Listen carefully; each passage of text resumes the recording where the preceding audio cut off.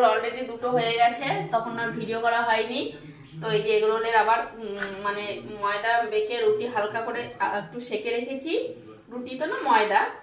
আর এই যে শসা, তারপরে গাজর, পেঁয়াজ, ধনেপাতা, একটু লেবু, কাঁচা লঙ্কা সব নিয়েছি, নিয়ে খাওয়া হয়ে গেছে। এবার আমাদেরটা করছি। আমি এখানে মাশরুমের যে ট্রেগুলো হয় ট্রেটা নিয়ে নিয়েছি বাটিতে। আর ডিম গুললে মাসে কেমন গন্ধ লাগে, তাই আমি ট্রেগুলোর মধ্যে ডিমটা ফাটিয়ে নিচ্ছি। এখানে তাওয়াতে তেলও দিয়ে দিয়েছি, সাদা তেলে যে বাটিতে করে নিয়ে নিয়েছি।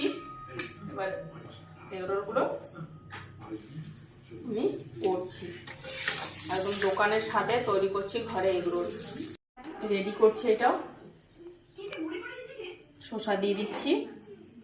এবার দিয়ে দিচ্ছি গাজর, এখানে শসা, গাজর, পেঁয়াজ কুচি, এই যে ধনেপাতা দিয়ে দিলাম, হালকা একটু কাঁচা লঙ্কা, একটু লেবুর রস, বেশি দিলাম না। এবার সসটা দিয়ে দেবো।